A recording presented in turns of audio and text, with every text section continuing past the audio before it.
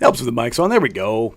What's going on, everybody? Welcome into Jacked Ramsays here on a Thursday afternoon, just after 5 o'clock. It's kind of nice being able to do these things earlier, that's for sure. Share it with your friends, share it with your family. You know how we do the things around here. These are going to get a little more infrequent as we hit the doldrums of the season getting into August. This is the official break for basically everybody in the league. But I wanted to do a little bit of like a newsy wrap-up, obviously with the Damian Lillard press conference. Blake Wesley signs on as the 15th man. I got a bunch of questions. We'll dive into that stuff, and then we'll have the Young Hansen film watch, if not this weekend, next week sometime. Had a weird hiccup with the film on Synergy, so... hopefully I can get that sorted out and make it a lot easier. Otherwise, I can just go through and individually grab clips like I used to back in the day. But yeah, I think the first place to start before we dive into all your questions, and thank you all for getting questions in. Dame obviously had his reintroduction as a Portland Trailblazer. Was it Monday afternoon in the Rose Room at Moda Center? Haven't been in there in a while. Somebody already asked him when is Brandon going to be on. Sprague will be on. We were talking about today. Actually, he literally just texted me about 3 minutes ago. He's got a bunch of stuff going on. Me and him talked about it. It will happen probably in the next week or so. So that'll be like one of the special episodes. So, we'll kind of sit down and do long form over basically everything that's happened. Young at Summer League, Drew, Dame, obviously, Blake Wesley, all of the newsy stuff, and just kind of where stuff sits. So we'll dive into that a little bit later in the next probably week, 10 days, something like that. Nothing too crazy. Obviously, we had the big news that I hinted at, wink, wink, nod, nod. My radio station, 1080 The Fan, switched over to 105.1 FM The Fan as of Monday. As of Tuesday when they made the announcement on Monday. And, of course, my dogs are waiting to bark until I start, of course. That's perfect.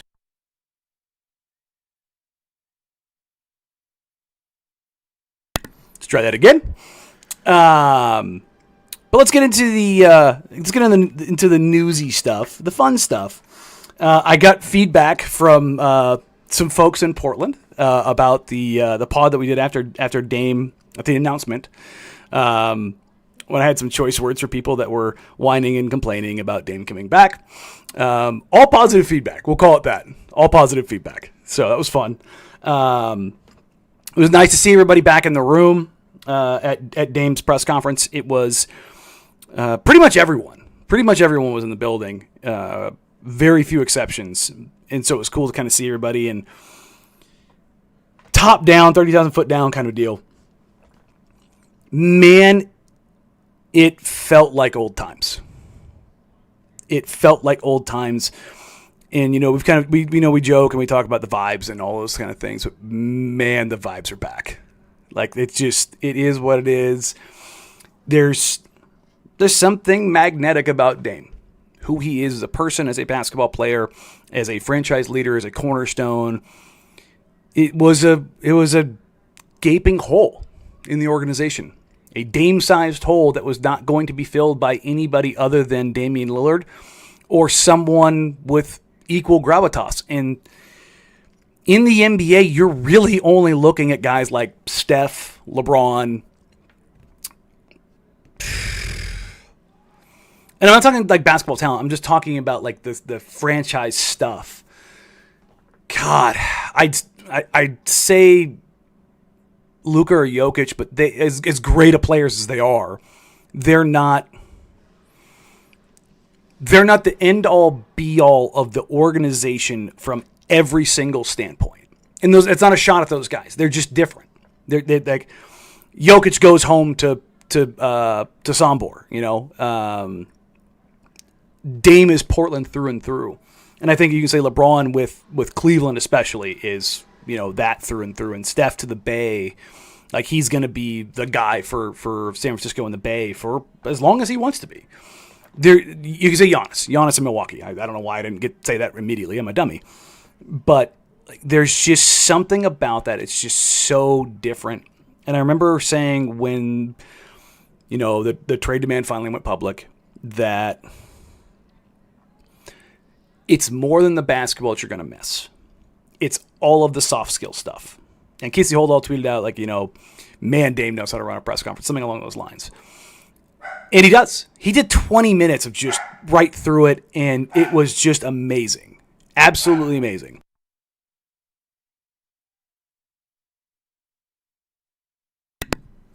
Dallas really likes to wait till I get started to start barking. And it was weird.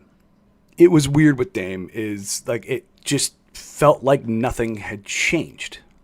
Like the 2 years that he was gone didn't matter anymore. And it was so weird how he just kind of picked that torch up and kept going. It was just something different. And you could feel it in the room. You could feel it in the air. I talked to the Blazers front office after the press conference, and there's a question in here. I guess I can quasi answer it now about how how much time or how. I'm going to scroll back to it. There was a question in here about talking with Dame. Oh, here you go. Jeff Orr said, have you had much interaction with Dame post his return? And has the smile faded away yet? We've texted back and forth a bunch over the last week-ish, somewhere right on there. But I hadn't had a chance to see him yet until the press conference. And, he gets done, feed cuts out, and he kind of walks off stage. And he goes to walk away, but he's like, I got to do the thing and press the flesh and say hi to everybody. And I just kind of stood at the back, let him kind of say hi, and he just kind of eyeballs me, and we both just started smiling. And it was cool, little embrace, and this is crazy, right? Like it was two grown men just kind of smiling like little kids, because we just kind of look at this like, how crazy is this? And I'm smiling right now because it's so different, but the same. And it was funny, all the questions he was asked, answer him like he was an absolute pro, because he is. He's one of the best press conference guys, not just in the NBA, but in sports. He's always very thoughtful. He's always very authentic. He is who you guys see in the press conference is legitimately who Dame is. In all of the conversations over the years that I've had with him, that's just who he is. And that's why it resonates the way that it does. And it was very, very cool to be reminded and be in the room and say hi. Like, just to be like, this is actually happening. And, the video of him walking back in the locker room. I remember the first time he came here. He was like, it's going to be weird. This is with Milwaukee. It's going to be weird walking in the building, doing the same stuff I always used to do, sprinter van to the game, going through the cargo bay, make the right turn, and turn left before going down the hall of the locker room. So for those that don't know, when you go into the cargo bay, there's the tunnel kind of keeps going right there, and then to the right is the media room, and there's a hallway in front of the media room that goes down. The first turn on your left is the visitors' locker room, and it's awful. It's a shoebox. And this is how every visiting locker room is. They don't afford you any amenities or any comfort. They're stuffed in there. And if you keep going down the hall further down on the right, is the Blazers locker room, which when you go in there, you've got Jody Allen has her suite, Chauncey has his office, and then at the end of the hall is the gym and the H&P stuff, but on the right is the locker room. And that video of him walking in the locker room and having his locker right back where it used to be in the corner, closest to the showers, you could just see him just light up. And that was real. There was nothing for the cameras there. In the conversations that we've had over the last weekish, he just keeps saying it's perfect. It's perfect. It's home. It just makes sense. This is special. And that's not him blowing smoke. That's just who he is, what he believes, and how he goes about it. And I think that no matter what answers he gave, about the team being the kind of team he wants to play with. And, I asked him about being the flag bearer for the city because I know a lot of people are worried about, what Adam Silver's comments were about, the preference for the team staying in Portland. All those things.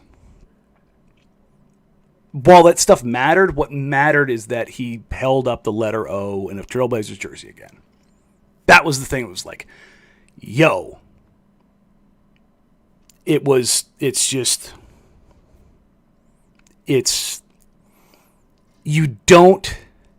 You don't get this kind of story almost ever. A guy who's a top lotto pick, who is a franchise icon, who gets traded away and comes back as a free agent and is still playing. Like the Dwayne Wade kind of retirement tour in Miami, right? Like that happens. Will LeBron come back for a year in Cleveland or something like that? But like Dame in his head, he firmly believes he's going to come back and be exactly what he was. Like that is where he is at. You can say it's delusional, you can say it's crazy. He unabashedly believes that he is going to come back. There's no 70% of him, 80% of him, 90% of him. He believes he is going to come back. And his quote is like, it was if it's a mental battle, I don't lose those. Physical one, we'll talk about it. But the mental battles, I don't lose those. And that's just how he's built. That's how he's wired. So, to be blunt, it kicked ass. Throwing all of any mild journalistic integrity that I have out the window.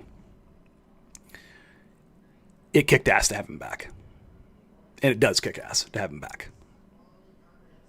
And have fun with it. That's where I am July, 24th? Yeah, July 24th. We'll get into the basketball side of stuff. We have a lot of time to get into the basketball side of stuff. And there's some questions about Scoot and Shaden we'll get to and all that kind of stuff. But that's July 24th. Hell, we won't even probably get into the basketball stuff until next year.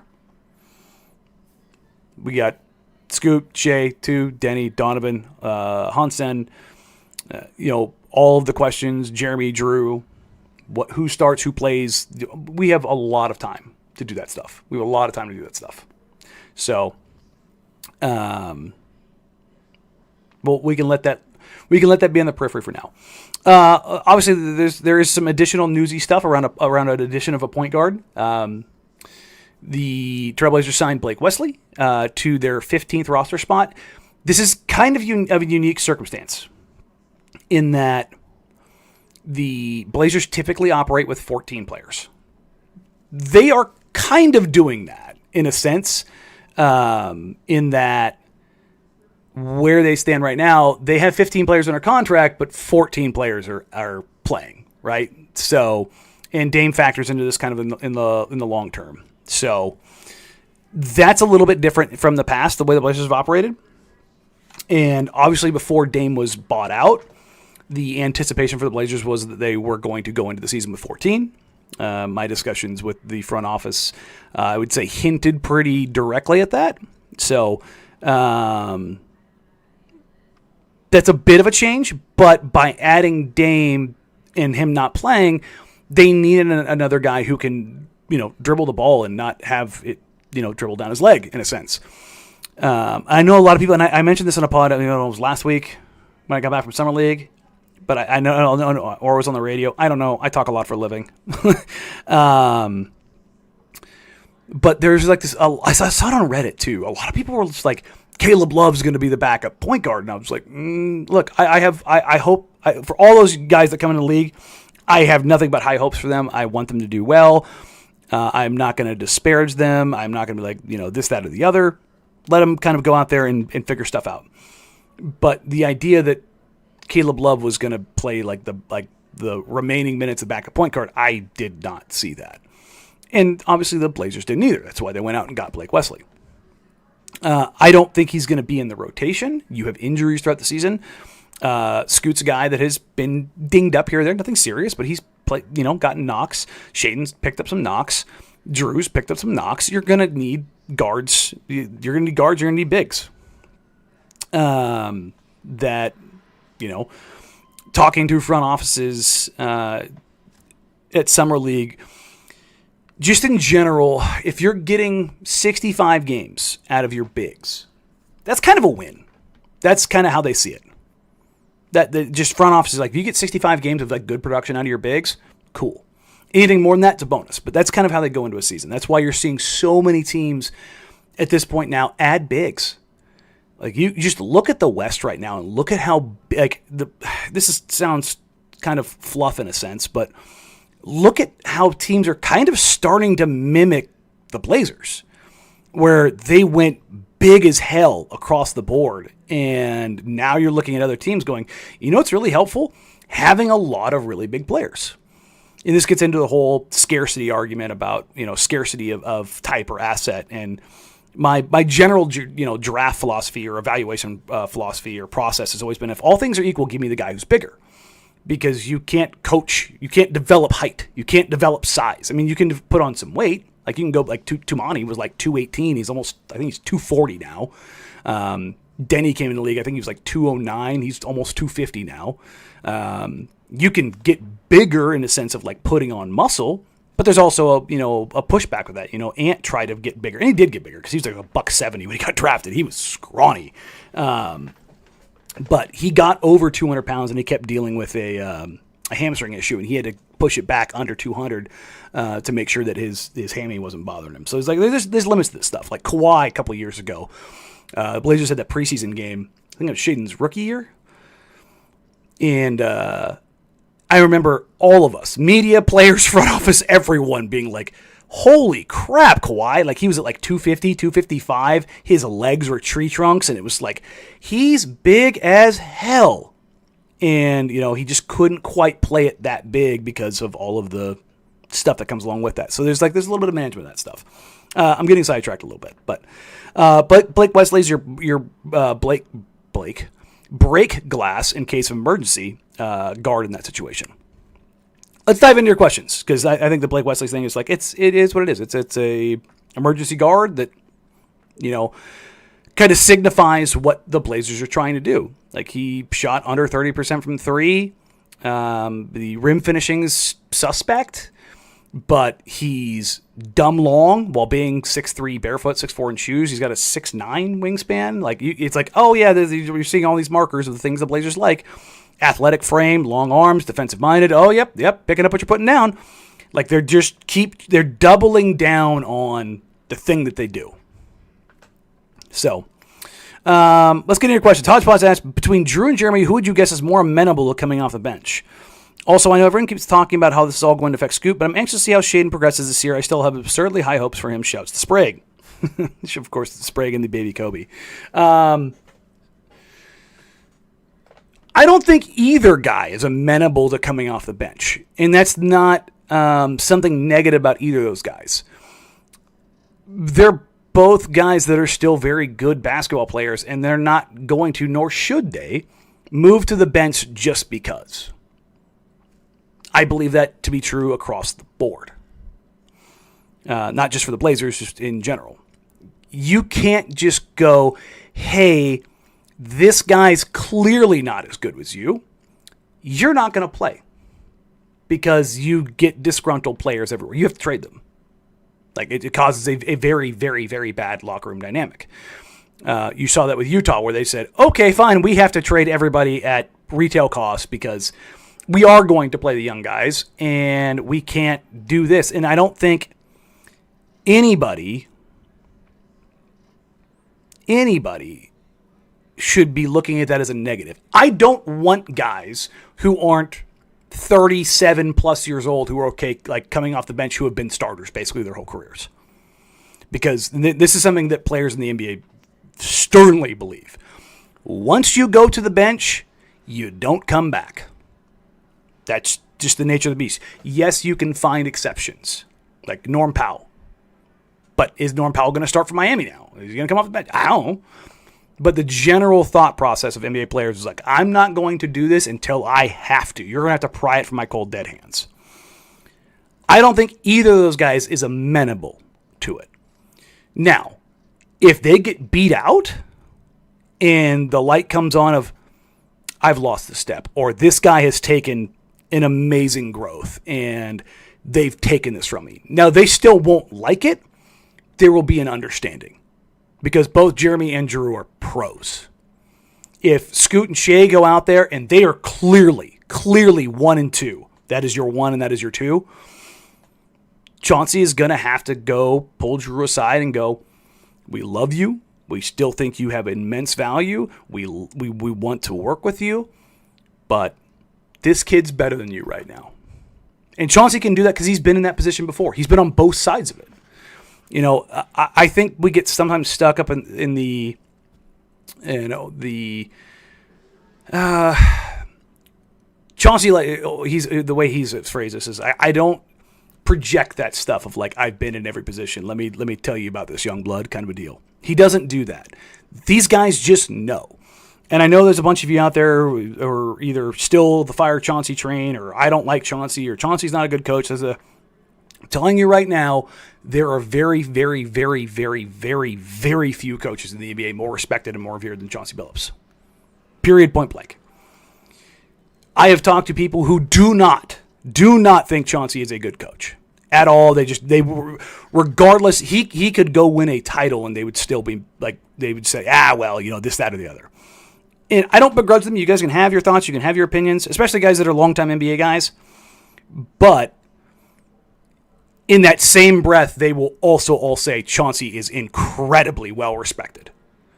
And he has the ear of every player. That stuff, the soft skill stuffs, I will stand on that. To use a Dameism, I will stand 10 toes on that. It is one of the things that I believe in most firmly about a head coach.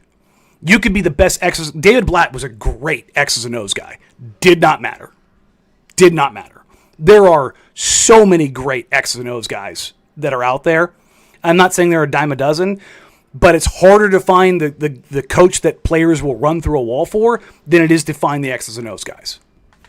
And I think Chauncey, and like I've had my questions about Chauncey with certain things, particularly on just the basketball side of things, where I've had differing opinions. Let's call it that. And I've had those conversations with Chauncey. Like I've been in his office, closed the door, and we've talked about the stuff. And you know, we can agree to disagree, or we can agree to agree, or whatever it is. But I also know that man has forgotten more today about basketball than I will ever know.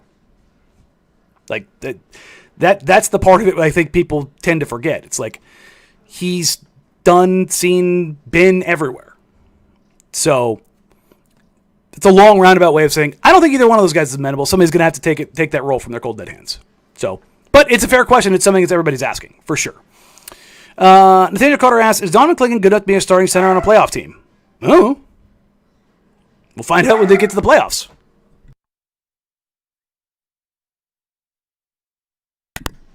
Apparently, every 10 minutes, Dallas is going to run out of tension. That's apparently how we're going to do this.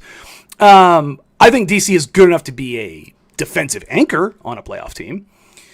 I always use the Rudy Gobert argument for this. This is my measure of ball knower, as it were.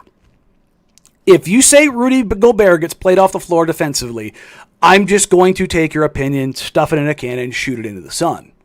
Because Rudy Gobert does not get played off the floor defensively. That doesn't happen. He gets played off the floor offensively. Because he just does not have much of an offensive game. That's my concern with Donovan. He's an even better defender than I thought he was going to be coming out. He's a worse offensive player than I thought coming out. So, I think the biggest thing with him is his hands. And hands is something that's very difficult to improve. But if he can develop something, whether it be Marc Gasol level 3-point volume and efficiency. And the Blazers, they genuinely believe that Donovan will be able to shoot it. Like that's something that is something they believe. Now, I'm a little more skeptical of that.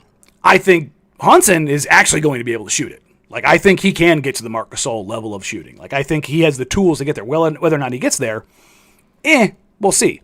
But the difference between Hansen's hands and Clingan's hands is night and day. Hansen's hands are just, number one, they're enormous. Actually, let me grab this real quick. I have all my data for all of the things combine related. Let's go here. Young Hansen, hand length and hand width. 99th percentile on length, 99.2 percentile on hand width. Basically, the guy has the biggest hands in the NBA. It's him and Kawhi. And they're just pillow soft. Everything he does with his hands is just, you're like, yeah, those are great hands. And it's just so rare for a guy to have hands that good and be that big. It's just, it doesn't happen. Which is why you see him be able to do stuff not only as a passer, that's the brain and the IQ and the processing, but how he can take the ball with one hand and throw spin on it, put the English on it, put it in the right spot, right hand, left hand, on the move, like have feathery touch. The ball leaves his hand on the jumper, incredibly soft, like all those things. For Donovan, he's going to have to find something for him on the offensive side. Defensively, there's not a worry in the world for me about him. Like, is he going to be out there covering guys on the perimeter? No, but that's not the ask. The ask is to be an absolute, be King Kong at the rim. Be at the top of the Empire State Building, swatting shots away. And he's great at it. I want to say he was in defensive field goal percentage of the paint. I could pull it up. It's going to take forever to load. I believe he was 5th in the NBA with players that had like 250 shots against. Like the only guys ahead of him were the Wembys of the world. It was a very, very, very, very short list. And that was his rookie year. What happens when he gets in better shape, gets his core a little more under control, is able to just really body guys? Like it's not going to be quite a Wembyification where you get the hell nos, where, I've talked to I will never forget the first time the Blazers played Wemby and talking to them when they came back from that road trip. That's when Ant got hit with a chase down block, and he beat him at half court, and Wemby somehow covered 18 million feet in a half second and pinned it off the glass. It was like, whoa, okay. He blocked Jeremy's no-dip 3 in the corner. It was like, that's insane. I've never seen anybody do that. Those are the hell nos to the umpteenth degree, is like the Wembyification of defense. But Donovan's pretty damn big. And you're going to see more and more hell nos where he cheats off a little bit. You start to drive, and you're going, I don't want any part of that. So can he be good enough to be a starting center on a playoff team? I think so, with the caveat he's got to find something on the offensive side of things. That's my only, all right, let's see it. And he's going into year 2. Still early. Nixie asks, would love to know how much Dame will actually be involved with the team activities and training while he's rehabbing. How much effort is he actually going to put in mentoring the young core? Look, Dame genuinely does love, he uses the phrase to pour into guys, and he brought that up during the press conference multiple times. He does. He does pour into guys, and he will also not allow guys to get out of pocket. Like that stuff matters. I've heard. I think Zach Lowe was telling the story. It's one that I've heard a bajillion times. You guys have probably heard it too, about a player getting upset in the locker room about not getting enough tick or enough playing time, and Dame's like, "We don't do that here." And it wasn't a scolding; it was "We don't do that here. We are together. We are one." And that's not something we do here. We don't let stuff fester behind the seam, and we just kind of we handle stuff the way we need to handle stuff, but we do it internally, and we definitely don't bitch and complain amongst the team. That's not something we do here. You want more burn? Go take it. So I think that's going to be very good, because when it comes to Scoot and Shaden, I know everybody goes, they need more chances, they need more opportunities. This is not high school basketball. This is not college basketball. This is a professional league. The Chaunceyism, as it were, is, keep what you kill. Now, is there a sliding scale of keep what you kill once you've earned it? Yep. Them's the breaks. When you've earned it, you have more leash. When you haven't, your leash is shorter. That's not just Portland. That's across the NBA. That's being young versus being in your prime or a veteran. When you've done that, and that's the same basically everywhere. When you've done it long enough, and you have respect, and you have trust, and you are consistent, you get the benefit of the doubt when you have a shooting slump, or you're coming back from injury, or whatever it is. When you're one of them ones, you get that opportunity. But as far as how much effort he's going to put into it, Dame's going to be there. Dame's going to be engaged. Like, he is 100% going to be in. He's not coming here just to hang out. That's not what he's doing. This isn't the retirement tour. His mind is not there yet. I will tell you that. In my discussions with him, he is not operating under the, I'm just happy to be here. When I come back next year, I'm going to come off the bench and play 12 minutes. He is not there yet. No. But as far as like his rehab and stuff like that, like he's out walking around. I was blown away that he was just out walking around, just straight chilling. I was like, all right, good for you, man. I mentioned 10 days after his Achilles surgery, post-op, he was cleared to work out, and he started, and he's been hammering it. He's a lunatic, so in the best possible way. Victor Pran says, even though Phil Knight says he's not interested in buying the Blazers anymore, does Dame coming back and the vibe shift change anything? It can only be a little over 2 years since he made the last offer. I don't know about Phil. I will say this. As it pertains to the team sale, I don't believe the addition of a player outside of Cooper Flagg, someone you have basically 9 years of control on, is going to modify the bottom line or interest or anything when it comes to the sale of a team. And people are like, oh, they're just signing Dame for the sale of a team. Or they just drafted Hansen for money from China. I don't believe or subscribe to any of that. Now, are those nice little additives at the end of the sale? Sure. Like the ratings were in from Summer League. Hansen against Memphis drew like 5.4 million views of a Summer League game at noon on a Saturday in China. That's nuts. That's more than the NBA gets in the U.S. for like a good normal game during the regular season. Does that matter grand scope? No, because when you buy a team, you're not buying a team year to year. You are probably looking anywhere between 15, 20, or 30 years. It is a massive investment. It will cost at least maybe $4.5 billion to buy the Blazers when it's all said and done. That the bottom line of, Dame generating X dollars isn't changing anything. Hansen selling jerseys or Chinese rights or a regular season game in the beginning of October in China, that's not changing anything. It's a nice little hors d'oeuvre. But I do think and this is why I asked the question I did at the press conference, I do think Dame being in Portland matters from the sense of Portland's identity and keeping the team in Portland. I think there's a little kernel of that. I don't think Dame being here means the team is absolutely, unequivocally, never, ever, ever, ever, ever, ever leaving Portland. If somebody comes in with more money than God and says, we're moving them to Siberia, and they're willing to spend $13 billion for the team to do it, would the league do it? Probably. Why? Because they like money. But 99.9% of me believes this team is never leaving the city. I've been told by many people in the league, don't say never. So I'll go 99.9%.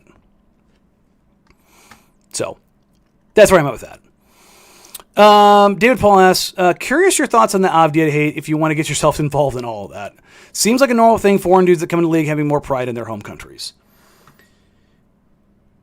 This is something that I have always been able to divorce myself from in the sense of wherever anyone's from. Here in Portland, there is certainly, I will tell you this right now. If you go on some kind of rant about Denny or any player, and it's racially, derogative in any shape, matter, or form, you will get blocked. You absolutely, on every media platform, in the YouTube comments, I will not stand for that shit. Period, point blank. I think I'm one of the only Portland media members that has done media with Israeli media because they're just normal people. And you can have your thoughts, you can have your feelings. I have mine on these things. I have multiple degrees in Middle Eastern studies. I've spent time in nearly every single country in the Middle East. And It's a much, much more precise conversation than, look, I'll get myself in trouble with this, than most of you are capable of having. Most of you have never left the country, let alone been there to either Israel or the Middle East, or understand the actual dynamics that are involved for any side. So I consider myself pretty damn informed on that stuff. I don't get into it because it's not worth it on any side, but anybody that goes and plays for their home country, go. If Yegor Demmin wants to go play for Russia, go. Go. That's your country. I'm not going to, the fact, people go on about Denny serving in the IDF. It's like, yeah, it's a national mandate. He can't play for his national team without serving. That's how it goes. You don't get to choose where you're from. Good, bad, or otherwise. And on that stuff, I'm just not going to stand for it, and I will always back Denny for being able to play for his country. That simple. If he wants to be prideful in his country, fine. Look, man, I was overseas in the beginning of OEF and OIF, Operation Enduring Freedom, Operation Iraqi Freedom, for those that don't know.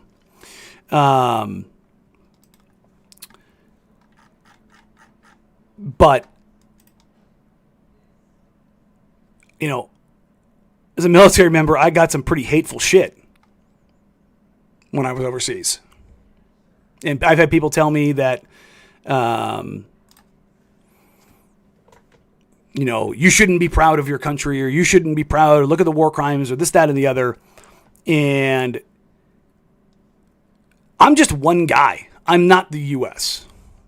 Denny's just one guy from his country who, to be very clear, is basically Michael Jordan in his country. He is their most famous athlete. For him to not go play for Israel would be absolutely insane. So that's the only rant I'm going to go through on that. So, like I said, you guys can have your thoughts. You can have your opinions. Not going to allow the discussion of politics on especially hateful stuff on Twitter, Blue Sky, IG, anything in the chat. Not going to fly because it's not worth it. It's not I don't like you, or I don't agree with your views. I don't care which side you're on. I have friends on both sides. They're still my friends.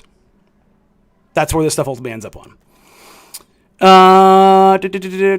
DC asked, do you think the roster is set after the Wesley signing? Any update on the sale of the team? The sale of the team stuff, there's stuff there, but it's all hearsay at this point. They're going to keep that stuff very close to the vest. Again, I've heard things, but nothing concrete enough to where I can go, yeah, no, I'm hearing this. Like the Vegas and Seattle stuff, like if you're plugged in enough, you know who the ownership groups that are trying to pursue that stuff. Like that's out there. But in, I should say, discussions, it does sound like for right now that things are pretty well set going into the season for the Blazers as it pertains to the roster. I don't anticipate any other moves as it stands right now.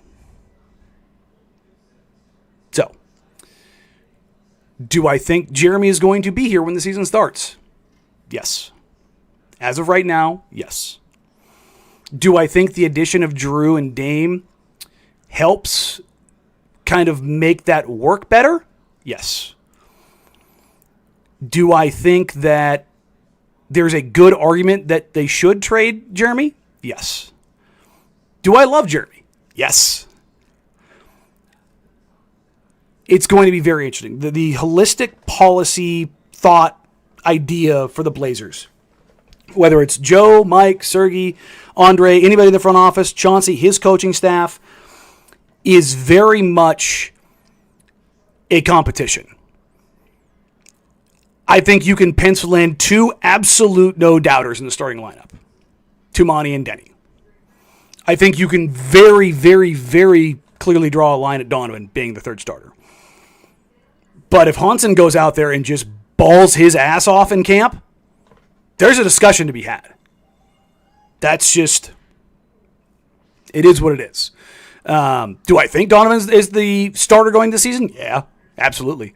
It's not a shot at Donovan. But I think Denny and Tu are the only guys who've absolutely just locked down. They are starting unless they get too high on their own supply and somebody jumps over them. But as far as close as that gets, those guys. Now, do I think right now that Drew and Jeremy are probably starting? Probably. I think your most likely starting lineup today is Drew, Tu, Denny, Jeremy, Donovan. I think that's your most likely starting lineup today, July 24th.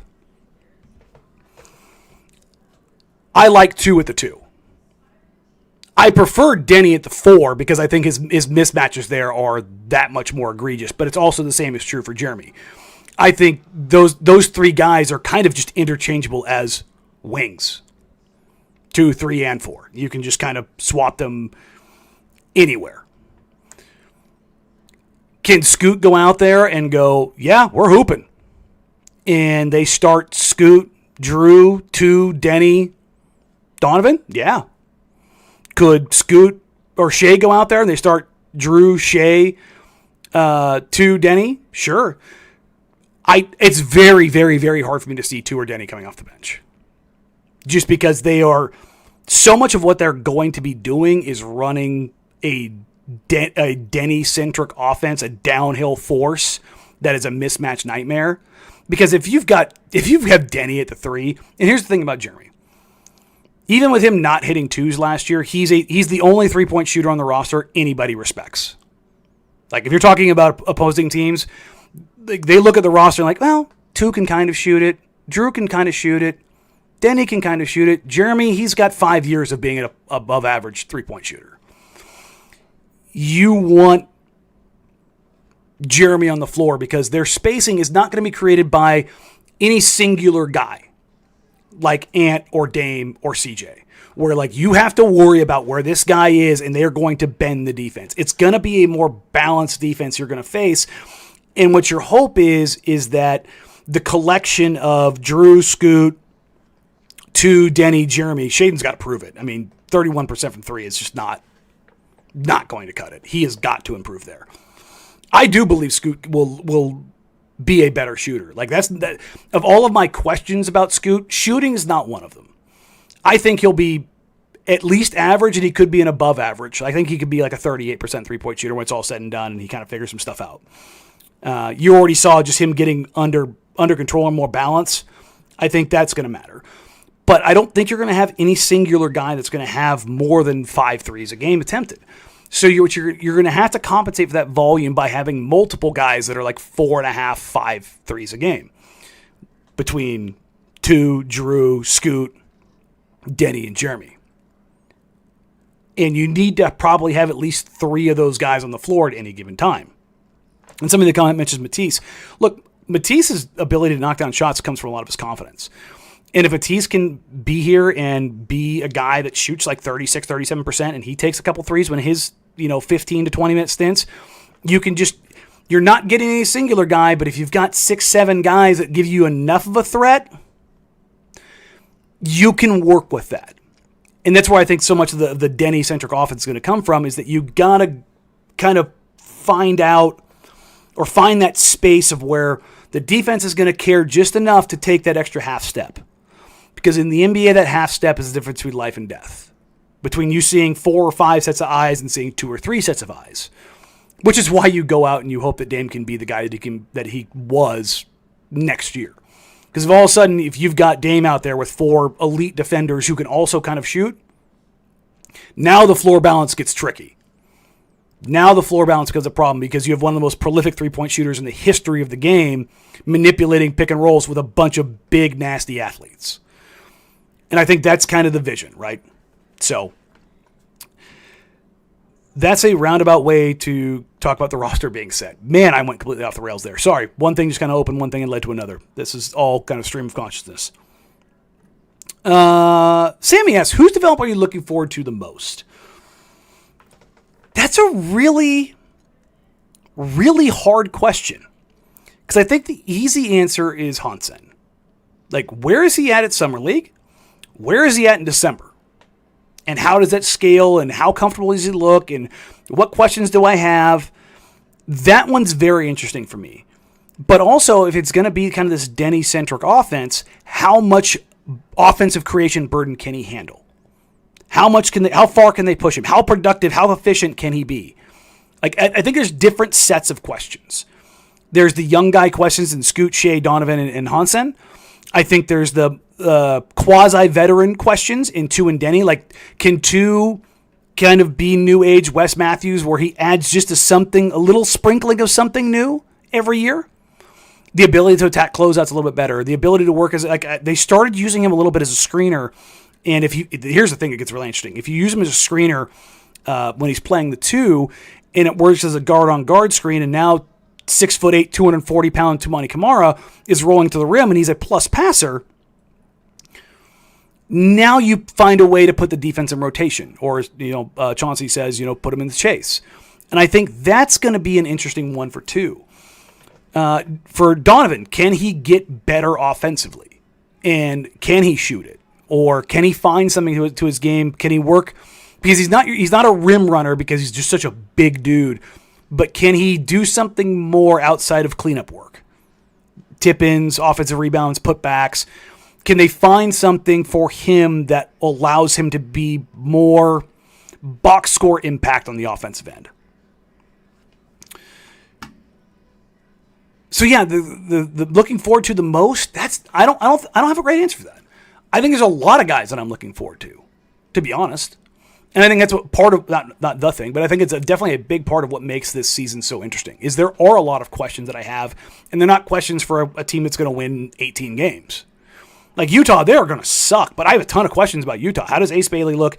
How does Walter Clayton Jr. look? Did Kyle Filipowski turn into like modern age Kevin Love at 7 foot? Like, is that what just happened? Score basically 30 a game in the summer league, just an absolute monster. Like he was the 6th or 7th rated recruit in his class. I remember him being. I'm almost certain he was a top 10 guy in his class. Like, did he unlock something, or was it it's summer league and he went 7 foot Josh Selby?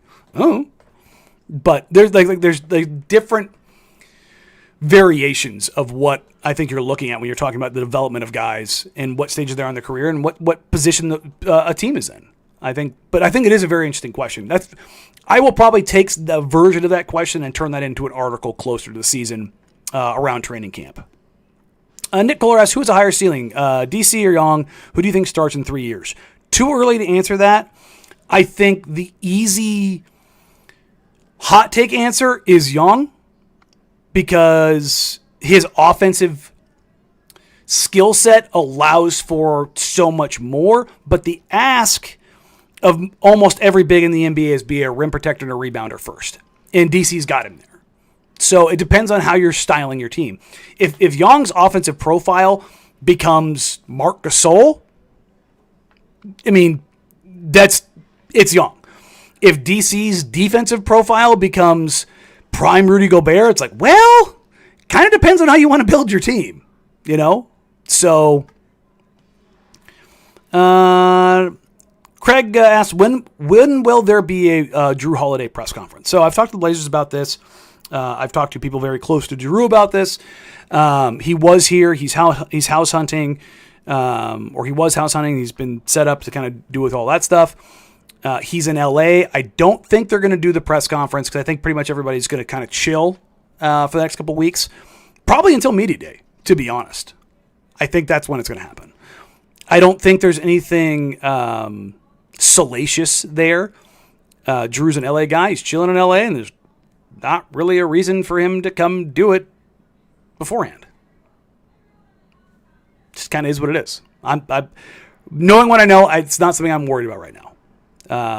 This is not I hate everyone. I hate everybody on this team. I hate the whole front office. Everything sucks. It's not that from all of the sources that I have. So, best guess, what are your predictions of what happens with Rob Williams and or JG this offseason or beyond? As of right now, I think both those guys are going to be on the roster on opening night. On July 24th, that is my belief. So, I got nothing there otherwise. Another question about starting lineups.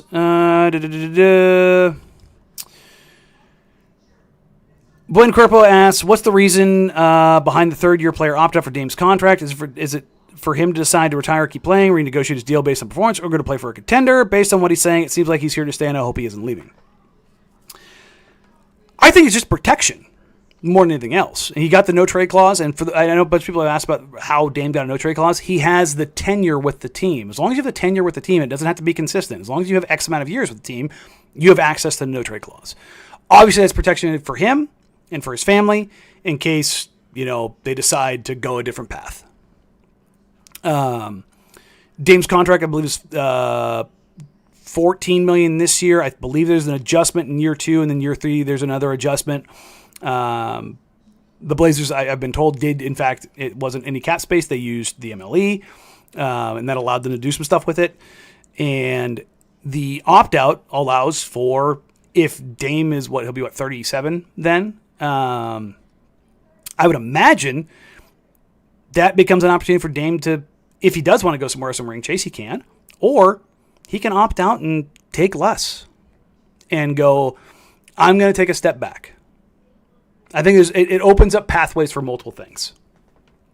But I think there's a lot of flexibility in it for both sides. I think that's the key there. Despite there being no trade clause, there is some wiggle room and flexibility for the Blazers that they have in there as well. Darkstar, shout out to the OG. I realize if Scooter Shaden really take off, they're not going anywhere. What is their value around the next trade deadline if they don't?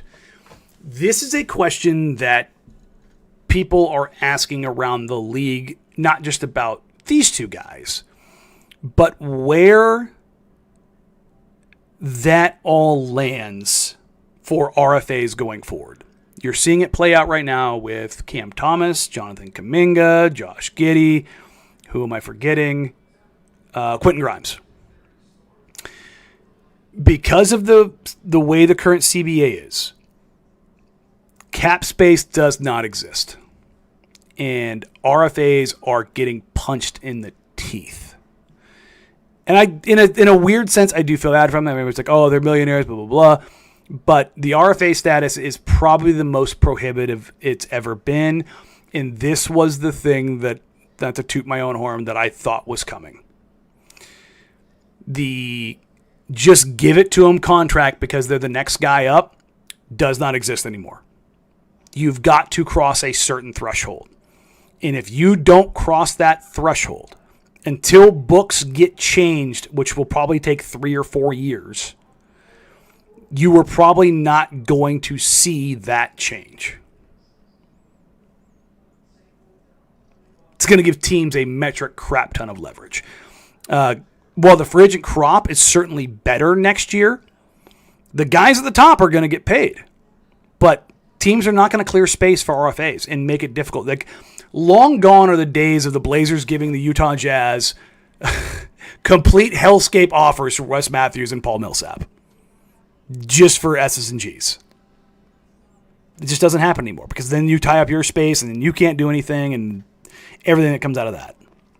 Now, could one team decide to do that for a player? Certainly. Like we saw DeAndre Ayton got his deal under the old CBA from the Indiana Pacers and the Suns being forced to match it. As it stands right now, the only team with like a relatively good, clear path to having real cap space next year is the Brooklyn Nets again. Now, other teams could do that. The Blazers could renounce players, and I think they could have 34 or 36 million in cap space next year. But it's not. It wouldn't be pain-free, and you would have to do it kind of knowing going in that you're going to get player X. Is that where they are right now? I don't think so. I think the Blazers would love to hand Scoot and Shea money that they have unabashedly earned. But I also don't believe neither Scoot, Shea, nor Two are in a hurry to sign a deal, with the exception of if one of them goes and looks at Nasir Little and goes, what if something happens? And I just want to lock in. If it's a value deal, it's a value deal. I don't care. But if you're a team, and not just the Blazers, if you can hold out longer, this is the quote-unquote nasty side of the business. The longer you wait to sign a deal, typically, number one, more leverage you'll have, but also it starts the clock later on books. Because once you sign a guy to that deal kicks over as soon as that new league year hits. And so if you can be like, hey, wait, we're going to go into free agency or we want to maneuver this trade so that we can do this and this. And then, hey, we're going to be a very good team, but we'll be a great team if you just wait and we can go over the line using your bird rights and sign you after that. That's how teams would generally like to operate. So I think that's kind of where they are. But as far as their value on the next trade deadline, I think there's a baseline for both Scoot and Shea, but I also think it's probably like 12 on the low, 18 on the high end million a year for good young players with real skill sets. Like, let's say Shaedon just turns into like a 33, 34% three-point shooter, but he's a god-tier finisher at the rim, which is what he was last year. I think it's in the 87th percentile at the rim. Unbelievable. And that's not even, forget the dunks, just his ability to get to the rim and finish is crazy. I shouldn't say his ability to get to, that's where he needs to improve. His ability to finish at the rim is very good. He floats, body angles, strength, getting through guys. Like that part of his game, there's no questions about. His ability to get to his mid-range pull-up, very good. The three-point shooting and the handle have to improve if he wants to get real money. And it is very much a prove-it year for Shaedon Sharpe. There's no doubt about that. Kevin Melton asks, what do you think the Blazers' record will be this season? I've already said this, even with the changes they made. I think they're going to win 36 games. I think they're going to win the same number of games they won last year, except for they won't spend the first 2.5 months being complete dog water. They were bad. They were awful to start the year last year.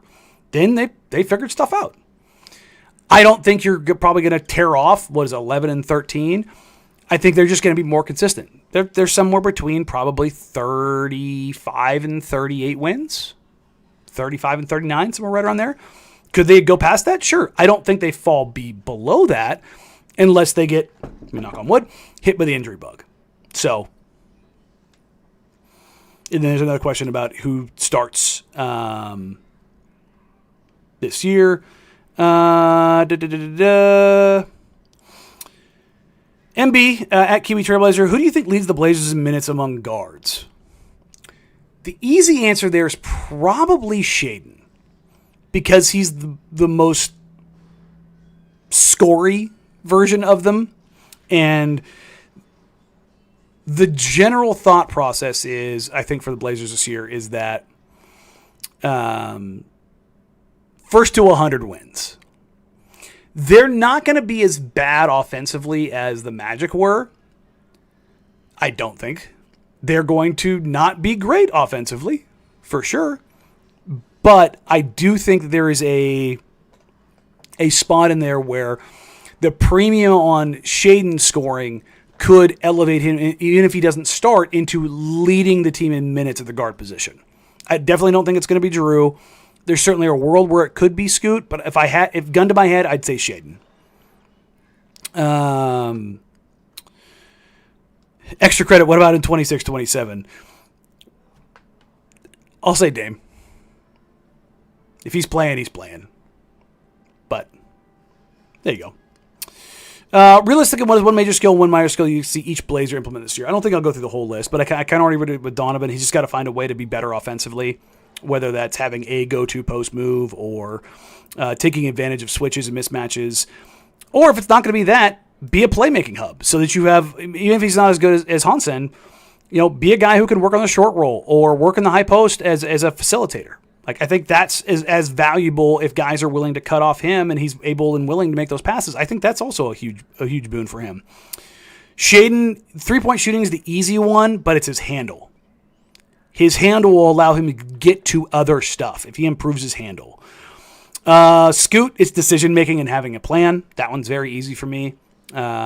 His rim finishing has got to improve, but I think if you have a better plan and you know your footwork and your takeoff and where you're trying to get to and how you're trying to get to, I think that'll just kind of come naturally. I don't think he's ever going to be an otherworldly finisher, but if he can be an average or slightly above average finisher, that comes from having a better plan. 2, it's either developing a handle or ability to attack closeouts. It's probably one of those two things. He could also be, again, I mentioned earlier, working as a short roll guy. Jeremy, he's Jeremy. Drew's Drew. I guess for Jeremy, he's returned to kind of form as a 2-point shooter. Drew, I mean, his skill set is pretty damn refined at this point. Chris, it's the 3-ball. For Chris Murray, if he can just shoot 36% from 3, he'll be in the league for a decade. He's 6'8". He can handle a little bit. He can definitely defend. He's kind of a Swiss Army knife, but the shooting is the thing that's missing. It's of the Swiss Army knife, the knife is missing. And I love Chris. I love his mentality. I love who he is as a human. But on a professional basketball sense, that's the thing that's holding him back. He's got to hit the 3-ball. Roops, play with aggression. I think you saw it in Summer League, with the exception of the game against Memphis, where I think the setting didn't do him any favors, but also I was disappointed in him in that game. He wasn't as aggressive. Every other game, very aggressive. Shot the ball incredibly well. I was talking to a scout at Hoop Summit this year about Roops, and he's like, I know you're a repair guy, and I was like, I am. Not in the sense of like I think Roops is going to be an all-star. I think he can absolutely be a rotation player. Big as hell, long-armed, fluid athlete, and I genuinely think that Roops can shoot the ball like well. I think he can be a 37-38% three-point shooter. I genuinely believe that. But he's got to be aggressive. In the opportunities that he gets, whenever somebody gets dinged up, whenever he gets bumped up the rotation, or if he just shows up and really elevates, he's got to be aggressive and take advantage of that stuff. He can't let himself fall in the background. Hansen, too early to say. Who am I missing? Wap is Wap at this point. He's going to be, 29? Rob's Rob at this point. Who am I missing in the rotation? I'm missing somebody. Tease, I just want him to have good health. Because Tease he's so unique and so different that he can be whatever. Denny, improve his finishing. He's able to get there. Got to improve his finishing. It's either that or ability to process better as a playmaker. He sometimes gets caught a little bit late with some stuff, and that leads to some turnovers. But I like what Denny is right now. I think he can get a little bit better. Somebody asked in the comments, what do you want to see from Denny in the upcoming Eurobasket month? Stay healthy, go out there and just ball your ass off. Take everything that you had in Portland this year and go be the center of that offense and hoop. When that trade was made, I'm pretty sure I was in the minority of believing that, number one, it was a great trade. Number two, that I thought Denny could shoot it. He absolutely shot the ball from above the break, which is the self-created shots, significantly better than he ever has in his career on volume and percentage. And I don't think that's a fluke. I think he's a 37% self-created kind of guy above the break. I think that's who he is. So I think that pretty much hits everybody, right? And we're over an hour now, so we'll call it good there. We appreciate you guys. Thank you for being here. Like, rate, review, subscribe, do all of the things, the usual Jacked Ramsays spiel, as it were. Sprague will come on here in the next week, 10 days. Once we nail it down, I'll let you guys know so you can get some questions in. So I'll let Sprague have probably more of the floor during that show just because he hasn't been here in a while. But other than that, like I mentioned, the film session will be coming up if you're a Patreon member, either this weekend or sometime next week. It all depends on technology. So we'll figure that part of it out. Appreciate you guys. Thank you all for all the support that everybody's been in the chat and on Twitter and DMs and texts and all those things about the switch to 105.1 FM. Really, really, really, really appreciate that. It has been an undertaking of epic proportions over the last couple of months. Keeping that quiet and having everything go as smoothly as it did has been huge. Where I'm very excited about my new co-host, Patrick Harris, on no longer noon to 3, obviously 10 to 1 now. And I will say it has been very weird getting home. Like doing this show, we started this at like 5. It's super weird to be home and be done with everything before 7 o'clock. Yeah, it's 6:06 right now. So we definitely started this show at 5, which is normally I'm just barely getting unwound and unpacked and done with the usual come home stuff. So thank you guys. Appreciate you. It's been fun. I'm really excited about the opportunities that we have at the Fan, and thank you for your support. So that'll do it for this show, for today's show, tonight's show, whatever you want to call it. We'll be back at least sometime in the next week-ish. I know, loose programming. I will, as we run up to the season, we're going to do a bunch of shows. We'll do some player pods, kind of what to expect, what to look at, what to watch for, things from last year that they improved on, things that they didn't, or things that we want to see. We'll dive into that. We'll do a little bit of film studies, and I'll do that some of that stuff on the public side, more of it on the private side on the Patreon, just because that's a lot of work. Thank you guys. Thank you guys for all of the feedback on the enormously long Young Hansen piece.